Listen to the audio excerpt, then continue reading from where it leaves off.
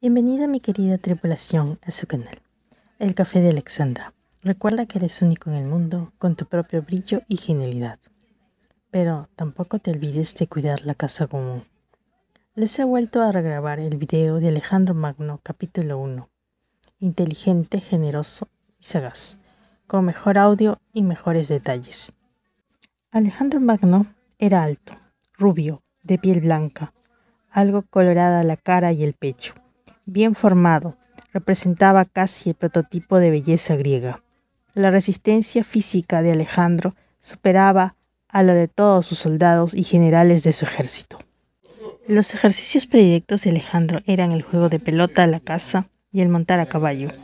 Algo interesante de su personalidad es que sabía usar su magnetismo personal, improvisando sus arengas, confiado en su fuego personal y simpatía que emanaba de él.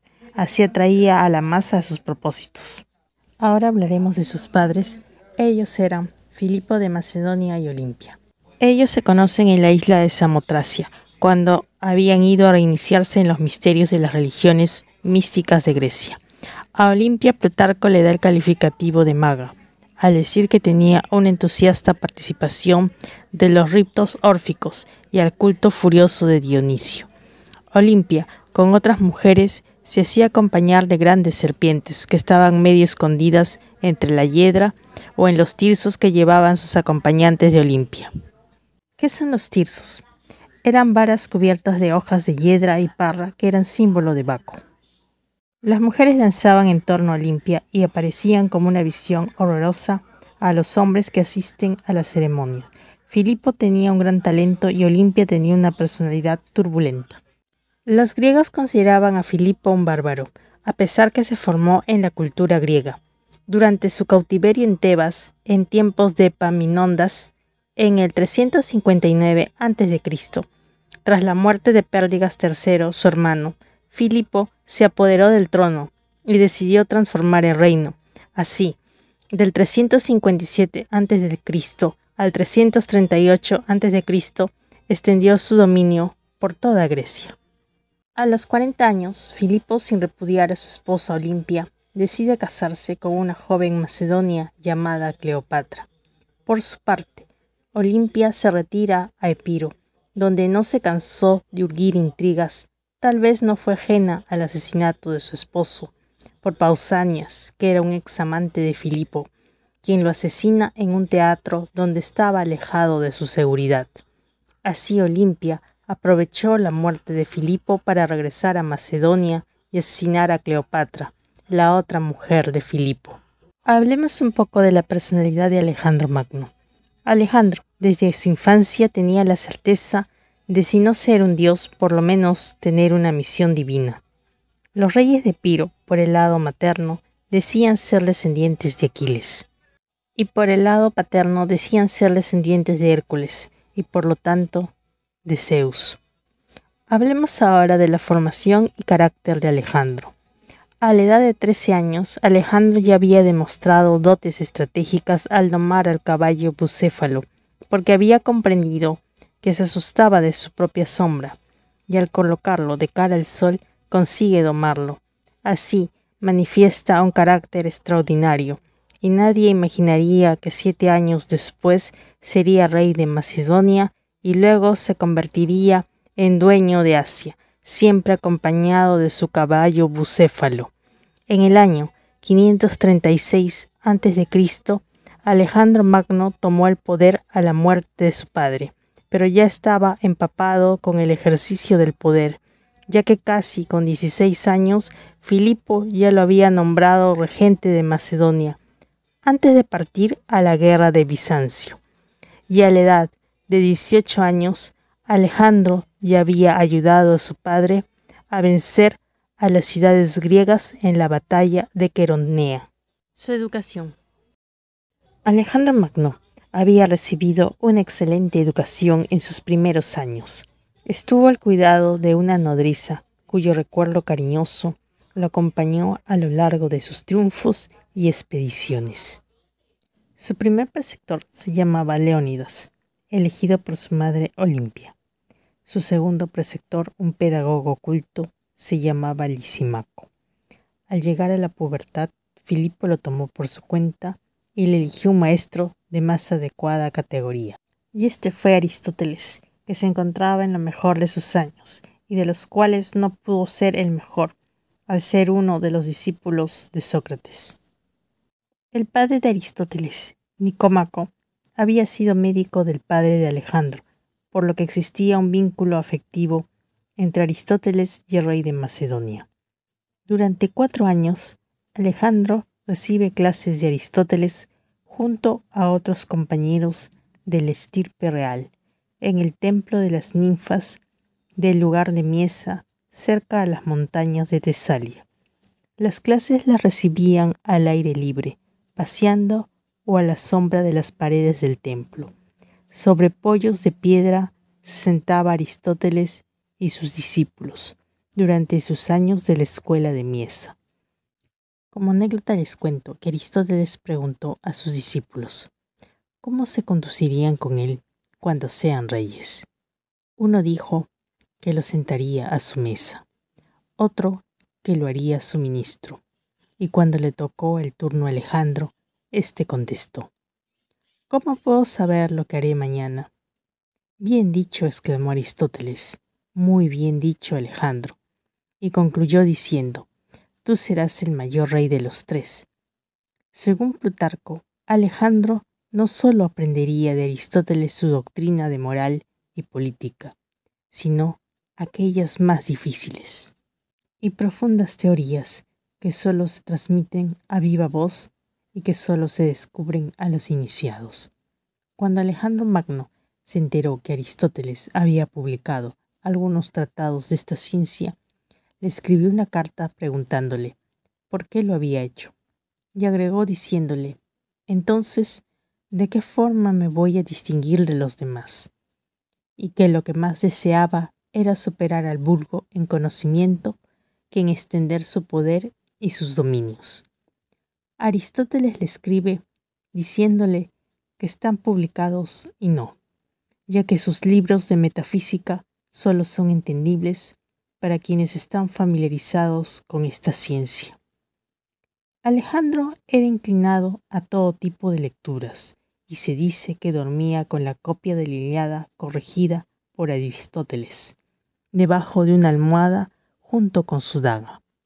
Alejandro había leído a Homero y a los poetas líricos y a los autores trágicos como Eurípides, Sófocles, Esquilo, entre otros. Alejandro tenía afición a la medicina, igual que Aristóteles, pues daba tratamientos y dietas apropiadas a sus amigos según su enfermedad. A la muerte de su padre Filipo, los estados de Alejandro se reducían a Macedonia y el Epiro como patrimonio de su madre Olimpia. Filipo había conquistado Tesalia y era una región que estaba entre el Olimpo y las Termópilas. Era un país abundante en caballos. Las ciudades griegas se rebelaron convencidas del poder aprovecharse de la juventud de Alejandro Magno para deshacerse del yugo de Macedonia, pero no contaban con que Alejandro no toleraría la menor resistencia, por lo que hizo arrasar Tebas y sus murallas en el 335 a.C. Sin embargo, como hombre cultivado, respetó la casa del poeta Píndaro y los templos de los dioses para demostrarles que no era el bárbaro que temían y despreciaban a la vez. Alejandro exige la entrega de las 10 cabezas que dirigen el motín. 8 de ellas eran abogados. Entre ellos se encontraba Demóstenes, los que pusieron en juego toda su elocuencia para que los griegos no accedan a las demandas de Alejandro. Pero Alejandro Magno demostró su magnanimidad, concedió a Atenas las 10 cabezas del motín y ya no prestó atención a sus discursos. 2 años le costó a Alejandro recobrar las conquistas de su padre.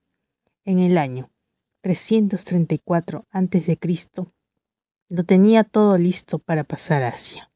Por ello, como se solía hacer antes de empezar una gran empresa, Alejandro Magno consultó con el oráculo de Delfos, pero la sacerdotisa no quiso darle la profecía, por lo que Alejandro la obliga y la toma a rastras.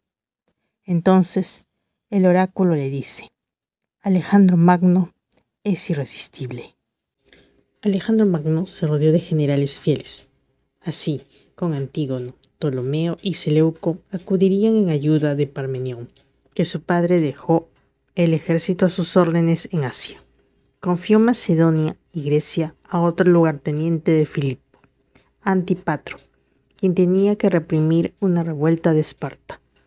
Los relatos de las campañas de Alejandro están llenas de anécdotas de sus conversaciones, festines y juegos con los hetairoi que le siguen. Con ellos habla y se pelea como si fueran iguales a él, excepto en asuntos militares. Alejandro sabe que puede contar con los hetairoi hasta el límite de la resistencia humana. Es causa principal de su éxito. Los compañeros, que son 1500, forman un escuadrón de caballería que dirige el mismo Alejandro. Alejandro y sus generales se comunican en griego y no en macedonio, y pasó a ser, después de las conquistas de Alejandro, el griego la lengua principal en Asia y Egipto. Alejandro no tardó en cruzar el Helesponto, que es el estrecho que separa a Grecia de Asia Menor, lo que es la actual Turquía, con 35.000 hombres, entre ellos mercenarios, lo que era poco para un conquistador, pero sobrado para un aventurero, y con la cantidad de 60 talentos, que en conversión a kilos sería 2.041, y en conversión a monedas sería unos 80.000 pesos mexicanos, y en dólares americanos serían 3.823 dólares, y más provisiones para 30 días, lo que no era suficiente ni para pagar una quincena de sus tropas. Por lo que Alejandro no tenía otra cosa que hacer que ganar, para no ser víctima ni de sus generales ni de sus mercenarios. Alejandro se encontró con un primer ejército de los sátrapas de Asia Menor. Los persas estaban situados al lado de un riachuelo llamado Gránico, que los protegía a manera de foso. Parmenión trató de disuadir a Alejandro de no atacar al enemigo, pero Alejandro dijo que si yo había atravesado el Helesponto, podía cruzar ese torrente. Alejandro ordenó que Parmenión atacara a la izquierda, y él y los compañeros hetairoi irían a la derecha. Al llegar la noche, un sinnúmero de magnates persas yacían sin vida en el campo de batalla. En cambio, el ejército de Alejandro solo había perdido 25 compañeros hetairoi y 80 jinetes de los otros escuadrones. Por lo tanto, toda Asia Menor quedaba a disposición del vencedor, y el botín era suficiente para cubrir las necesidades más urgentes. De los despojos del combate se enviaron 300 armaduras a Atenas, en ofrenda a la diosa Atenea, y a Olimpia, madre de Alejandro, varias cortinas, vasos de oro encontrados en los campamentos de los sátrapas. Tan sensacional debe haber sido la victoria de Gránico, que al llegar a Sardes, el gobernador persa le entregó el territorio sin oponerse ni oponer resistencia. Sin embargo, Alejandro tuvo que sitiar 2 puertos en Asia Menor, Mileto y Jarnicaso. De los 2 puertos, solo Jarnicaso resultó inexpugnable. Lo demás tuvo que entregarse a Alejandro. Ahora hablaremos de los sátrapas o gobernadores persas, que carecen de fuerza, entusiasmo y pasión, lo que sí tienen los macedonios, que los llevó a conquistar el Asia. No se daban casos de heroísmo ni tampoco traición. Los sátrapas eran más funcionarios políticos que guerreros. Debemos agregar que vestían como los griegos y hacían deportes a la moda helénica. Conservaban algo de los antiguos iranios y participaban en las ceremonias de los jonios. Esto no significaba que siguieran la verdad y obediencia impuesta por Zaratrusta. Bueno amigos, la siguiente semana seguiremos hablando de Alejandro Magno, sus conquistas, el final de su caballo Bucéfalo, su muerte, el destino de sus mujeres, de su madre y la codicia de sus generales. Si les gustó el video, dale me gusta, comenta, comparte con amigos, pero sobre todo me ayuda suscribiéndote a mi canal. el café de Alexandra para más contenido interesante.